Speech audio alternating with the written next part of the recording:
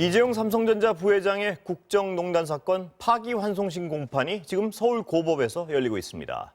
이재용 삼성전자 부회장은 오늘 재판에 나왔습니다. 오늘 이슈 완전 정보 김성훈 변호사와 함께 자세히 알아보겠습니다. 어서 오세요. 안녕하세요. 자, 오늘 이 부회장 나왔습니다. 지금 파기환송심의 취지는 유죄 취지 파기환송이죠. 어떻게 될 것 같습니다. 네, 결국은 유죄 자체는 대법원에서 이미 판단이 됐으니까 예. 그와 관련해가지고 양형에 관해서 판단이 될 것이고요. 예.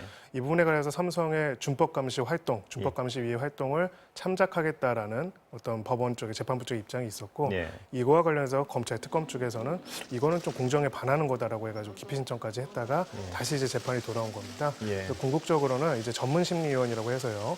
이 준법감시위원회가 얼마나 지속성 있고 얼마나 실효성 있게 작동할 수 있는지를 법원과 검찰 그리고 변호인 측 한 명씩 선정한 전문 심리원들이 판단하는 절차가 남아 있을 것입니다. 예. 여기에 따라서 만약에 충분하게 지속성과 실효성이 있다면 이 부분이 양형에 긍정적으로 반영할 것이고요.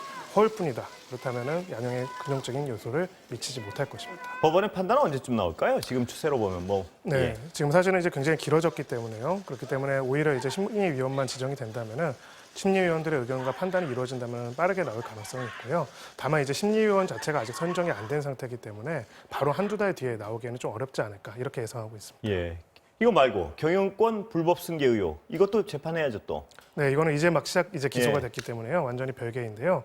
한편으로는 이 판단에 있어가지고 이 국정농단 역시 소위 말해서 경영권 승계를 도와달라는 입장에서 뇌물을 예, 연결된 제공했다는 고리가 것이고, 있죠? 그렇죠. 예. 이거는 경영권 승계의 방법, 이 두 가지가 결합된 거기 때문에 이 사건에서 최종적인 결론이 이 사건에서 또 중요한 자료로서 사용될 가능성은 높습니다. 근데 이제 이 하나만 더 여쭤보면 양형 기준하고는 상관없이 대법원은 유죄 취지의 판결을 한 거 아니겠습니까? 그렇습니다. 지금 그렇다면 경영권 불법 승계에도 어떤 영향이 있는 거 아닌가요? 그 판결하고는 어떻습니까? 그렇습니다. 그 예. 영향이 있을 거고요. 예. 과연 무엇을 했기 때문에 뇌물을 줬는가 예. 이것이 이제 결과적으로 그 핵심적인 내용이라고 볼 수가 있을 예, 것입니다. 다른 얘기 좀 여쭤보겠습니다. 네.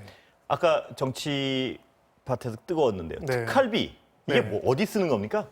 법원에. 네, 간단하게 검찰에는. 말해서는 밀행성이 필요한, 그러니까 예. 기밀이 필요한 수사를 하는 데 있어서 필요한 활동 비용들, 뭐 도감청을 한다든가 이렇게 할 때 활동비가 필요하겠죠. 이런 것들 다 예산 내역을 밝혀서 쓰기가 어렵기 때문에 만들어진 게 특수활동비입니다. 그래서 이제 기본적으로는 수사를 위해서 직접적으로 필요로 하는 거에 쓰이도록 되어 있고요.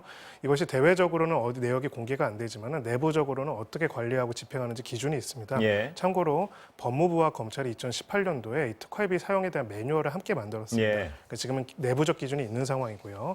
그래서 이 문제는 이 기준에 따라서 쓰여졌는지 여부를 판단하면은 예를 들면 어떤 기준인가요? 혹시 뭐 아시죠? 이제 대외비기 때문에 예. 저희가 이제 직접 알고 있지는 않지만은 가령 이제 직접적인 수사와 관련 없는 무관한 곳에 사용한다면은 이런 경우에 문제가 될 수가 있고 영수증을 제출할 의무는 없지만은 보관할 의무가 있다든지 이런 내용들이 규정되어 있을 가능성이 있습니다. 영수증을 제출한 의무는 없는데 보관할 의무는 있습니까? 보관할 의무가 원칙적으로는 법률적으로는 없는데요. 예. 내부 준칙상으로는 그렇게 관리하고 있다라는 것이 지금 관계자의 전언입니다. 그러면 예를 들어서 그 부적절한 사용이 있었느냐 없었느냐는 보관한 영수증을 제출받아서 살펴보면 뭐 그리 어려운 작업은 아닐 수도 네, 그렇게 있겠네요. 어려운 작업은 예. 아닐 겁니다. 왜냐하면 이제 이 부분과 관련해 가지고도 어느 정도 통제가 필요하다라는 논란이 나왔고 이야기가 있었고 그래서 이제 2018년도에 매뉴얼이 만들어졌다면은 그 이후에는 이 매뉴얼에 따라서 관리가 되고 있을 것으로 보여지고요. 예. 그러면 지금 이제 현장 검증까지 했기 때문에 결국 이 매뉴얼대로 사용됐는지 여부를 확인해 보면은 예. 이 내용을 확인할 수 있을 것이라 이렇게 볼 수 있습니다. 그럼 특활비의 규모가 일반 국민들이 상상해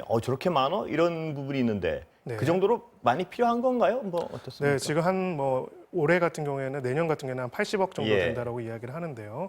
과거에는 이것을 법무부에서 일단 검찰로 다 내려보내고 검찰이 쓰고 일부를 다시 법무부에 돌려주는 구조였다고 합니다. 예. 지금은 그게 아니라 법무부에서 소요되는 금액을 일부 떼고 예. 그다음에 검찰에 내려보내가지고 검찰에서 사용한다고 하는데요. 이 내용을 연간 월간으로 편성해가지고 쓰고 추가로 필요할 경우에 추가 집행하는 구조로 쓰고 있다라고 합니다. 예. 그렇기 때문에 뭐 저희들이 구체적인 내용이 이 특활비 자체가 그 명칭 그대로 밀행성 있는 수사를 위해서 쓰여지는 비용이기 때문에 어디에 뭐 얼마를 썼는지는 모르겠지만은 구체적으로는 이 부분에 대해서도 사용이 금액이 상당히 적절했느냐 많습니다. 여부는 검증할 수 그 있다는 정도는 말씀이시죠? 검증할 수가 있고요. 예, 예. 그 부분에 대해서는 지금 자료들을 대검 입장에서는 이제 인터뷰 있지만은 보관을 하고 있다 이렇게 이야기를 하고 있는 상황입니다. 예, 그게 총장이 예를 들어서 그 특활비를 밀행성 수사에 자의적으로 판단할 수 있는 건 사실인가 보죠. 그러니까 무슨 얘기냐면 A팀은 너는 뭐 얼마 쓰고 그 수사의 어떤 객관성하고 상관없이 자의적으로 그 배분을 판단할 수 있는 건 맞나 보죠? 그거는? 근데 그 부분은 좀 확인이 필요한 예, 것 같은데요. 예. 총장이 그 모든 수사들에 대해 가지고 특활비 80억을 여기저기 나눠주는 구조는 아닌 걸로 예. 알고 있고요. 중앙지검이나 여러 가지 검사 지청들이 나눠져 있기 때문에 거기서 소요되는 요소를 얘기를 하면은 대검에서 집행해서 나눠주는 것으로 그것도 한번 일단은 파악이 어떻게 됐습니다. 분배가 되는지 들여다봐야 그렇습니다. 될 부분이군요. 예, 소위 말하는 이제 판공비나 은사금처럼 이렇게 하는 그런 구조는 아닌 거다. 이런 예. 거는 분명한 것 오늘 같습니다. 좀 시간이 짧았는데 말씀 네. 감사합니다. 감사합니다.